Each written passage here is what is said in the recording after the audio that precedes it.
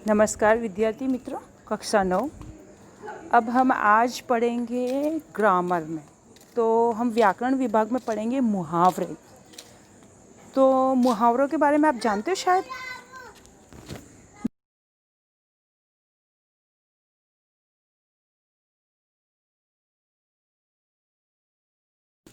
किसको मुहावरे कहते हैं नहीं पता? आप कभी कभी बोलते भी हो, नहीं मालूम? चलो तो हम यहाँ पर आगे मुहावरे के बारे में जानेंगे। यहाँ पर मुहावरे के बारे में ऐसा है कि अपनी बात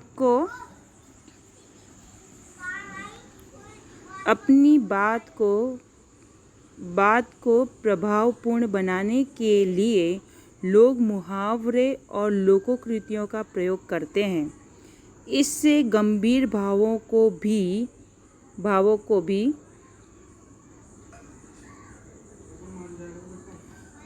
और एवं सहज ढंग से अभिव्यक्त किया जाता है। इसके प्रयोग से भाषा की संजीवता और रोचकता बढ़ जाती है। मुहावरे और लोकोक्तियों का प्रयोग सदैव इनके मूल्य रूप में किया जाता है।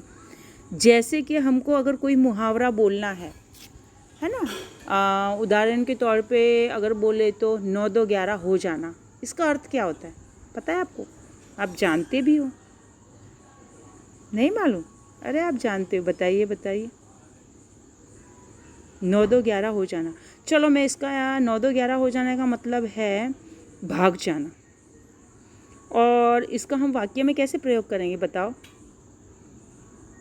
आप भी करते होगे, नहीं मालूम? अरे मालूम है आप लोगों को। ठीक है, कोई बात नहीं, चलो मैं बताती हूँ। वाक्य में प्रयोग करेंगे, रमेश ने पुलिस को देखते ही वह 9 2 11 हो गया।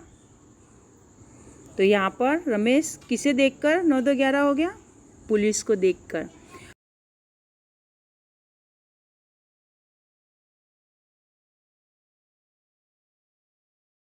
तो वो इस प्रकार है, हम यहाँ पर देखेंगे। जब कोई वाक्यांश अपने साधारण शाब्दिक अर्थ को छोड़कर, जब कोई वाक्यांश मतलब कोई वाक्य है अपने साधारण रूप को छोड़कर, शाब्दिक अर्थ को छोड़कर विशेष अर्थ को व्यक्त करे तो उसे मुहावरा कहते हैं। जैसे नीचे दिए गए उदाहरणों पर ध्यान देंगे। अगर कोई वाक्य है और उसका जो साधारण मतलब सिंपल अर्थ को वो छोड़कर उसका विशेष मतलब यहाँ पर उसकी विशेषता बढ़ जाती है, ऐसे में उसे व्यक्त किया जाता है, तो उसे हम मुहावरे कहते हैं। जैसे कि अभी उदाहरण के तौर पे मैंने आपको बोला ना कि 9 2 11 हो जाना, तो ये हुआ मुहावरे के लिए हमने प्रयोग किए गए जो सेंटेंस है ना, वाक्य है।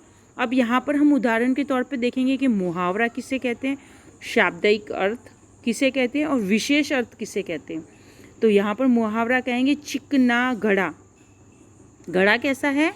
चिकना है, और इसका शाब्दिक अर्थ जो है साधारण रूप से अलग होता है। वो ऐसा घड़ा जो चिकना हो, मतलब ऐसा घड़ा माने जो पानी भरते हैं उस घड़े को क्या होता है? चिकना। वो बाहर से कैसा होता है? चिकना होता है ना। आप उसके ऊपर पानी डालोगे तो उसके ऊपर रुकेगा नहीं, वो पानी सरक कर नीचे गिर जाता है।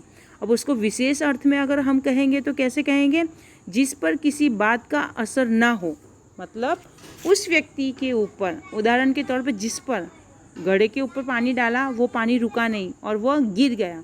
उसी प्रकार अगर हम किसी व्यक्ति को कोई बात कहते हैं और वह व्यक्ति को उस बात का कोई असर ना हो,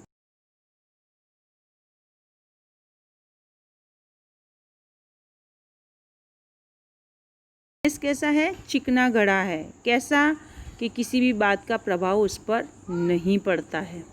दूसरा यहाँ पर मुहावरा है होठ काटना।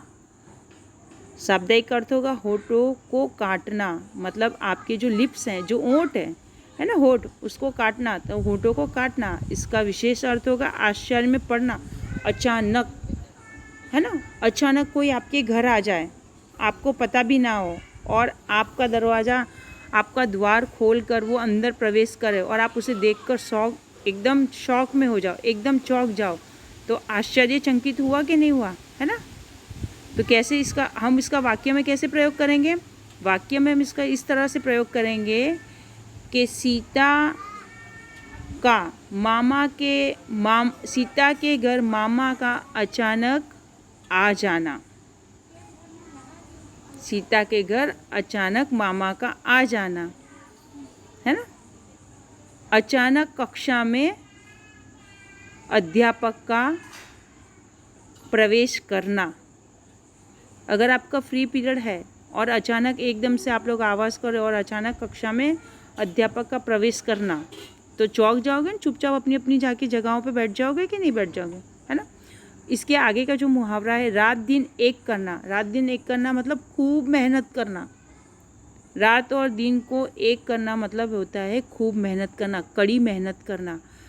तो यहाँ पर हम उसको वाक्य में किस तरह प्रयोग करेंगे? वाक्य में हम उसको प्रयोग करेंगे कि यहाँ पर राहुल ने परीक्षा के समय, परीक्षा से पहले रात दिन एक कर दिया। किसके लिए? पढ़ाई के लिए उसने रात दिन।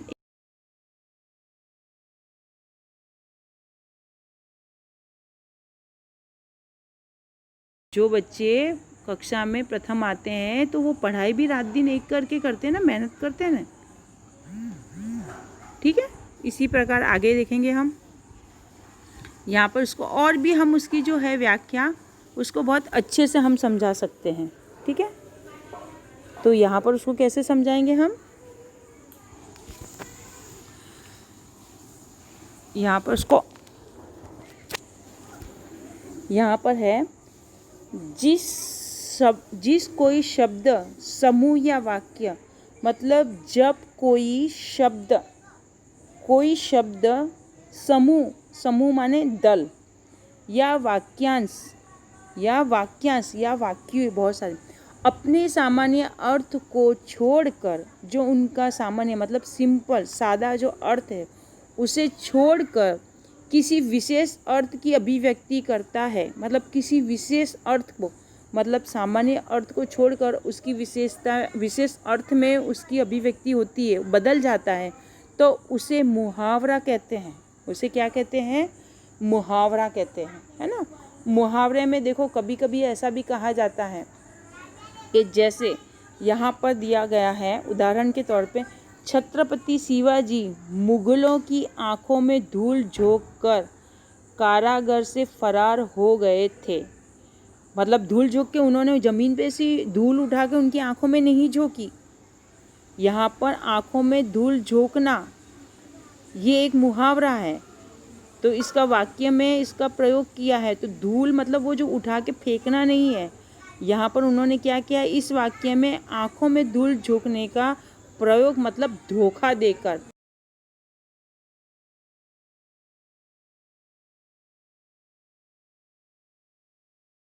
से धूल उठाई और पहरेदारों की आंखों में झोंक दी, ऐसा नहीं है। उन्होंने पहरेदारों को धोखा दे दिया। कई बार है ना चोर पुलिस, जैसे कि चोर पुलिस को देखते ही वह छुप जाता है या भाग जाता है, तो पुलिस उसे ढूंढती रहती है। चोर सामने से ही निकल जाता है पर पुलिस पहचानती ना हो उस व्यक्ति का मुंह, तो वह उसे देखकर चकमा देकर भाग जाता है यहाँ पर। तो यहाँ पर छत्रपति शिवाजी का जो दिया है कि मुगलों की आंखों में उन्होंने क्या किया है, कारावास में थे तो वहाँ से फरार हो गए, धूल झोंक कर, मतलब वहाँ से गायब हो गए, उन्हें धोखा देके निकल गए वहाँ से।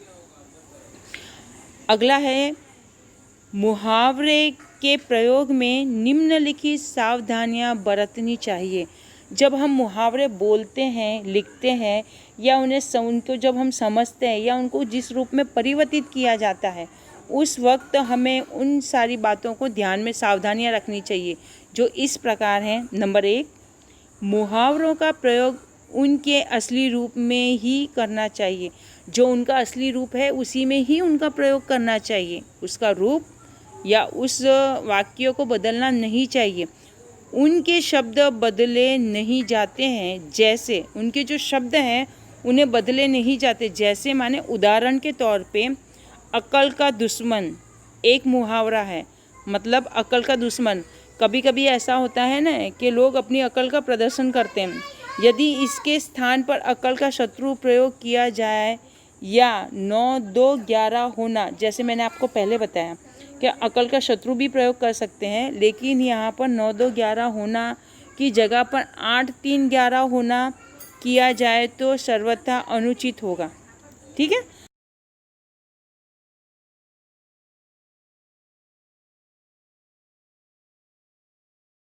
मुहावरा है पर उसको तुम अकल का शत्रु नहीं कह सकते।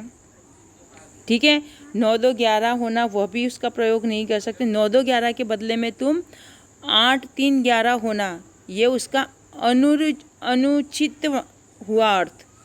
तो जो 9 2 11 होना है वह मुहावरा है, लेकिन उस मुहावरे की जगह पर आप इस तरह से मुहावरा नहीं बोल सकते कि 8 3 11 होना, ये अनुचित है, यह सही मुहावरा नहीं है। तो जो मुहावरा जिस अपने असली रूप में है उसको उसी ही अर्थ में उसे बोला जाएगा, उसी शब्दों में बोला जाएगा।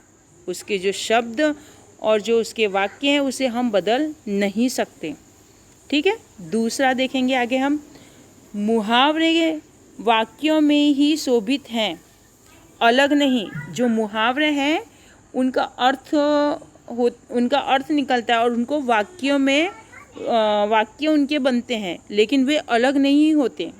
जैसे यदि कहें कान काटना तो इसका कोई अर्थ व्यंजित नहीं होता। अगर हम कहें ना कि यदि कहें कान काटना तो इसका कोई अर्थ मतलब इसका कोई अर्थ नहीं निकलता है, इसे व्यंजित नहीं होता। किंतु यदि ऐसा कहा जाए वह छोटा बच्चा तो बड़े बड़ों के कान काटता है, हम इसको वाक्य में कैसे प्रयोग करेंगे? वाक्य में प्रयोग करने के लिए पर्टिकुलर मतलब एक व्यक्ति या एक चीज़, जगह या स्थान का होना जरूरी है। ठीक है, शब्द का। तो हम उसको इस प्रकार कह सकते कि वह छोटा बच्चा तो बड़े बड़ों के कान काटता है। तो वाक्य में अद्भुत लाक्षणिकता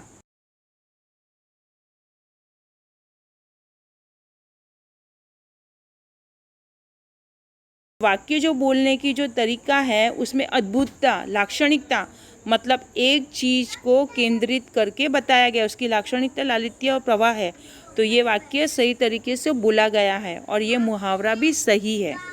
ठीक है, आगे हम देखेंगे तीसरा इसका पॉइंट, हमारे मुहावरे का प्रयोग करते समय इस बात का सदैव ख्याल रखना चाहिए कि समुचित परिस्थिति, पात्र, घटना और प्रसंग का वाक्य में उल्लेख अवश्य हो। आप जब मुहावरे का प्रयोग कर रहे हो तो उस वक्त आपको किन किन बातों का ध्यान रखना है?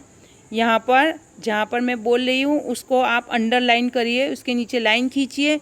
समुचित परिस्थिति मतलब सही परिस्थिति, सही पात्र, सही घटना, सही प्रसंग और सही वाक्य का उल्लेख अवश्य है, मतलब सही वाक्य बनाना और सही वाक्य होना जरूरी है।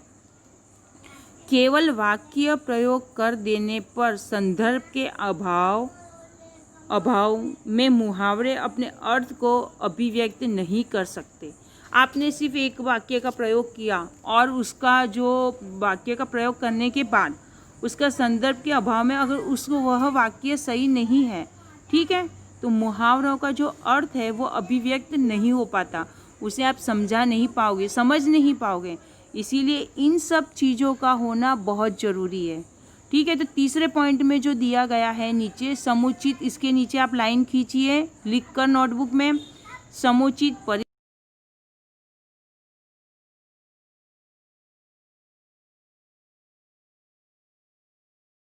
हो, केवल वाक्य प्रयोग, ठीक है, उल्लेख अवश्य हो, यहाँ तक आपको लाइन खींचनी है और इसको इन्वर्टेड कॉमा में लिखना है। ठीक है, इन्वर्टेड कॉमा क्लोज, समझ में आया? तो इसका उदाहरण जैसे अब नीचे दिया है, 9 2 11 होना मतलब भाग जाना, है ना।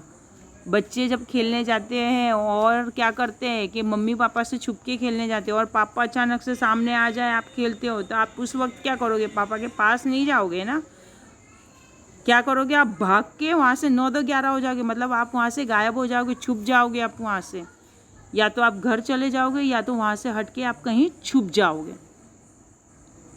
आगे, इस मुहावरे का प्रयोग और स्पष्टता समझिए। यहाँ पर मुहावरे का प्रयोग और स्पष्टता हमें समझना है।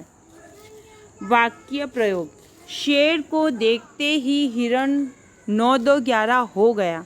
अब यहाँ पर 9-2-11 का जो वाक्य में हमें प्रयोग करना है वो कैसे करेंगे? हिरण जो था वो क्या कर रहा था? शेर को देख के खड़ा तो नहीं रहा ना, क्योंकि शेर मांसा भक्षी है ना, मांसाहारी है। तो यहाँ पर हिरण ने अपनी जान बचाने के लिए क्या करा? शेर को देखते ही हिरण 9-2-11 हो गया, मतलब वहाँ से वो झाड़ियों में छुपकर भाग गया। अब इसको किस तरह से स्पष्टता करेंगे हम? देखिए, शेर हिरण का शिकार करता है ना? शेर क्या करता है? हिरण का शिकार करता है, क्योंकि वह शेर का भक्ष्य है। और शेर क्या है? वो भक्ष्य है, मांसाहारी प्राणी है।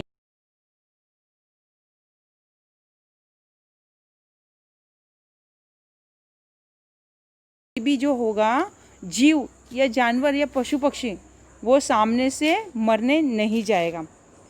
अतः एवं शेर को देखकर हिरण अपनी जान बचाने के लिए भागेगा ही। और यहाँ पर जो बताया है कि शेर को देखकर अपनी जान बचाने के लिए हिरण क्या करेगा? भागेगा। तो यहाँ पर हिरण क्या करता है? वो वहाँ से भाग जाता है और वो क्या करता है? 9-2-11 हो जाता है। मतलब 9-2-11 होना का अर्थ व्यंजित हुआ, यहाँ पर उसका सही अर्थ में प्रयोग हुआ है, भाग जाना।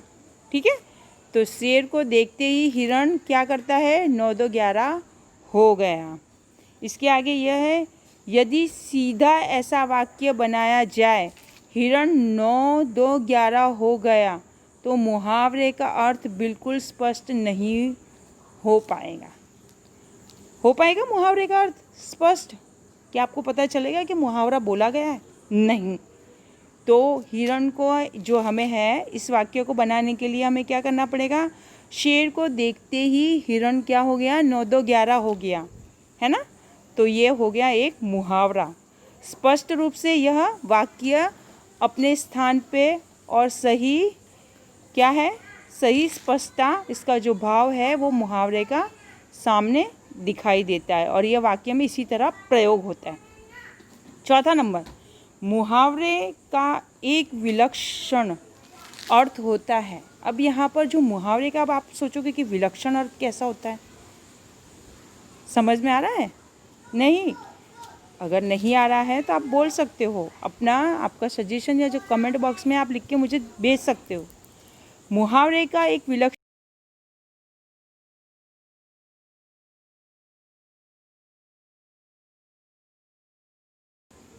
जैसे आग में घी डालना का जब वाक्य प्रयोग होगा तब इसका अर्थ होगा क्रोध को भड़काना। आग में घी डालना मतलब किसी व्यक्ति को क्रोधित करना, उसको कुछ ऐसी बातें बोलोगे कि जिससे वह अपने किसी स्वजन से क्रोधित, उनकी बातें सुनकर वह क्रोधित हो जाए। तो इसका वाक्य में कैसे प्रयोग होगा? 5वां देखते हैं। मुहावरों के वाक्य प्रयोग अलग अलग रूप से हो सकते हैं। मुहावरे के जो वाक्य हैं उनका अगर प्रयोग करें तो वे अलग अलग रूप से भी हो सकते हैं। जैसे पानी पानी होना, तो इसका अर्थ होगा, ये मुहावरा है, पानी पानी होना ये एक मुहावरा है और इसका अर्थ है बहुत लज्जित होना। क्या होगा? पानी पानी का अर्थ होगा बहुत लज्जित होना। तो पहला यहाँ पर देखेंगे, इसमें पानी पानी होने की क्या ज़रूरत है? इस उम्र में ऐसी गलतियाँ हो ही जाती हैं। अब ये जो वाक्य है, इस वाक्य को आप ध्यान से सुनिए। इसमें पानी पानी होने की क्या ज़रूरत है? इस उम्र में ऐसी गलतियाँ हो ही जाती हैं। नंबर 2, तुम कुछ भी कहो, वह आज सबके सामने उन्हें पानी पानी करके छोड़ेगा। तुम कुछ भी बोलो, लेकिन वह आज तुम्हें पानी सबके सामने पानी पानी करके ही छोड़ेगा, मतलब सबके सामने वह बेइज्जत करके छोड़ेगा। इस प्रकार से वो बातें करेगा कि जो भी तुम्हारी बची खुची इज्जत है वो सबके सामने उछाल के ही छोड़ेगा, है ना। जैसे कि भद्र भाषा बोलना। घर का कोई एक व्यक्ति हो और वो बहुत क्रोधित हो, है ना, तो वो क्या करता है कि घर की इज्जत के लिए, जो घर की इज्जत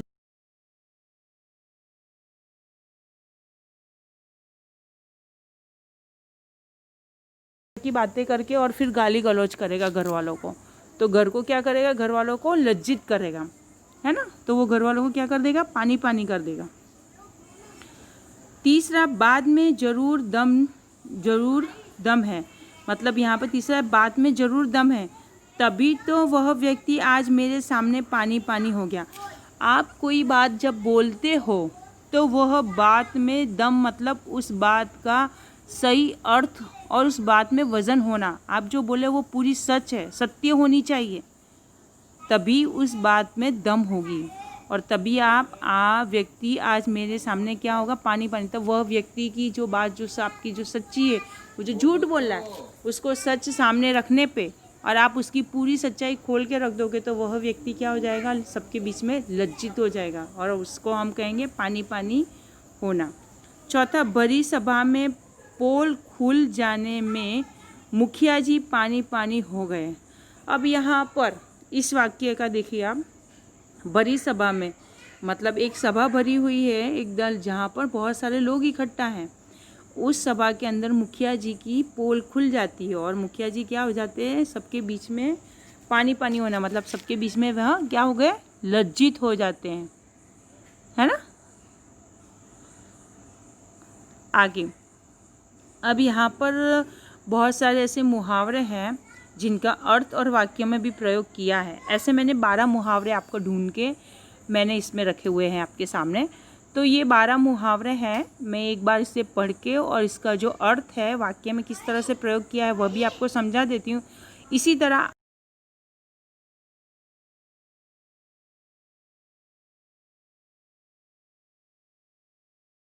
रूप कुछ प्रसिद्ध मुहावरे उनके अर्थ और वाक्य में प्रयोग किए गए हैं। अंधे की लकड़ी मतलब बुढ़ापे का एकमात्र सहारा, वाक्य में प्रयोग करेंगे। अन्य संतानों की मृत्यु के बाद अब तो केशव ही अपने माँ बाप के लिए अंधे की लकड़ी है, इसको वाक्य में प्रयोग किया है ना। दूसरा है अंग अंग ढीला होना, बहुत थक जाना, इसका अर्थ है बहुत थक जाना। वाक्य में प्रयोग करेंगे इसे हम, दिन भर काम करने के कारण मजदूर का अंग अंग ढीला हो रहा था। आपने देखा होगा ना, मामे लोग जो कड़िया काम करते हैं उनको, तो उनका पूरा दिन वो मेहनत का काम करते हैं और शाम को उनका अंग अंग मतलब हाथ पे इतने थक जाते हैं, ढीले हो जाते हैं कि वो थक जाते हैं और फिर वो सो जाते हैं। आगे है अंग अंग मुस्कुराना, बहुत खुश होना। क्यों, कब हम बहुत खुश होते हैं बताओ, उसका अर्थ तो ये बहुत खुश हो। वाक्य में कैसे प्रयोग करेंगे, लॉटरी में 5 लाख का इनाम निकलने की बात सुनकर प्रीतम का अंग अंग मुस्कुराने लगा, है ना। या कक्षा में प्रथम आते ही रमेश का अंग अंग मुस्कुराने लगा, है ना। आगे चौथा, उंगली उठाना सॉरी, तो इसका आएगा अर्थ दोष निकालना। वाक्य में प्रयोग करेंगे, विकास योजना के इस धन से ऐसे काम कराइए जिससे किसी को उंगली उठाने का मौका ना मिले, है ना। जैसे कि विकास की योजना जो निकली है उसमें इस तरह से धन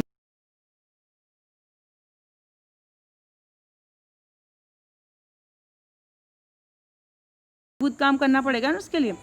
5वां, अपना उल्लू सीधा करना, इसका अर्थ है अपना मतलब पूरा करना। यहाँ पर वाक्य, नेता भले ही जनता के सामने गरीबी दूर करने का ख्वाब लिखा है, पर उसका उद्देश्य अपना उल्लू सीधा करना ही होता है ना। भले बहुत बड़ी बड़ी बातें करते हैं इलेक्शन के टाइम पे यहाँ पर नेता लोग आकर, बाद में क्या करते हैं, वोट मिल जाने पे, जीत जाने पे वे क्या करते हैं, उनका उल्लू सीधा हो गया, फिर वो कोई भी जितने वादे किए होते वो करते बिल्कुल नहीं करते। तो इसी तरह यहाँ पर ये मुहावरे का उदाहरण आप दे सकते हो। अगला है अकल पर पत्थर पड़ना। तो अर्थ है बुद्धि से काम न लेना, है ना। कभी कभी हम ऐसी गलतियां कर बैठते हैं कि जिससे हमें कहा जाता है कि तेरी अकल पे पत्थर पड़ गए थे। तो यहाँ पे वाक्य में कैसे प्रयोग करेंगे, रोशन आजकल ऐसे काम करता है जिसे देखकर लगता है कि उसकी अकल पर पत्थर क्या हो गए, उसकी अकल पर क्या पड़ गए हैं, पत्थर पड़ गया है। 7वां अगर मगर करना, बहानेबाजी करना। अर्थ अगर मगर करना ये मुहावरा है तो अर्थ निकलेगा बहानेबाजी करना। तो यहाँ पर वाक्य में प्रयोग करेंगे परीक्षा निकट है इसीलिए अगर मगर करना छोड़कर पढ़ाई शुरू कर दो। कई विद्यार्थी होते हैं ना, मम्मी पापा को एक्सक्यूज़ बताते रहते हैं, है ना, बहाने बताते रहते हैं। तो ये सारी चीज़ें उन्हें छोड़कर और सही तरीके से इम्तिहान परीक्षा की तैयारी उन्हें करनी होती है। 8वां अपने पाँव पर कुल्हाड़ी मारना। इसका अर्थ है स्वयं अपना नुकसान करना। कभी कभी हम अपना नुकसान कर लेते हैं। तो जैसे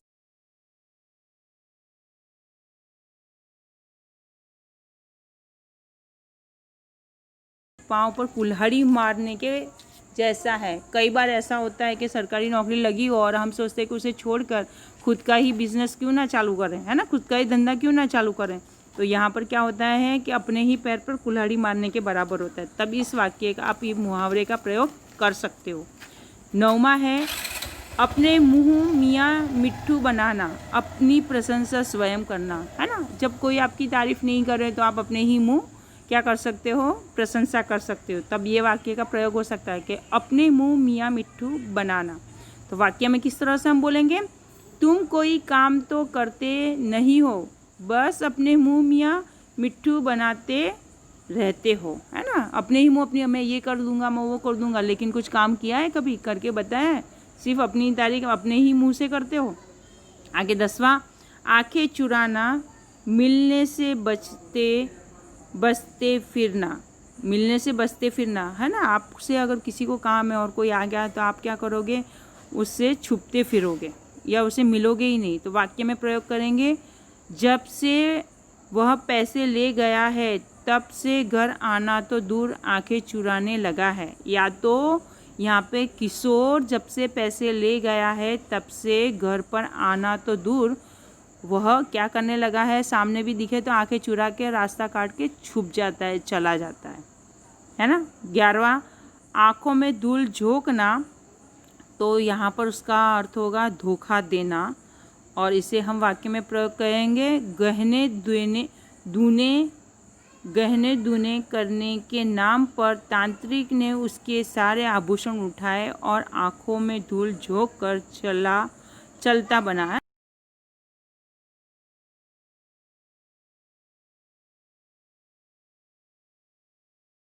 बंद करा के और हवन कुंड में ये वो डाल के और बोले आंखें बंद करके आप देखो, बाद में आंखें खोलोगे तो आपको क्या मिल जाएगा कि ये गहने जितने रखे उसके दुगने मिलेंगे। और वहाँ पे से वो क्या करेगा, तुम्हारी आंखों में धूल झोंके आपके सामने ही आपकी सारी चीज़ें उठाकर वह वहाँ से चल दिया। तो यहाँ पर हो गया आँखों में धूल झोंकना। इस मुहावरे का प्रयोग हम तब कर सकते हैं या आपके घर में से कोई चीज़ आपके सामने कोई उठा के चला जाए, आपसे बात करता रहे और आपको बोलते बोलते और आपको पता भी ना चले और आपके सामने ही उठा के चला जाए, ठीक है ना। आंखें बन के आंसू पोंछना, सांत्वना देना। इसका अर्थ उसके बुरे कामों के कारण मुसीबत के समय गांव में कोई उसके आंसू पोंछता ही नहीं आ रहा है, पोंछने वो नहीं आ रहा है, पोंछने भी नहीं आ रहा है। तो यहाँ पर ये जो मैंने 12 मुहावरे बोले हैं, इसी तरह आपको दूसरे 12 मुहावरे ढूंढकर उसके अर्थ लिखना है और उसका वाक्य में प्रयोग करना है। ये आपका होमवर्क है। नमस्कार विद्यार्थी मित्रों।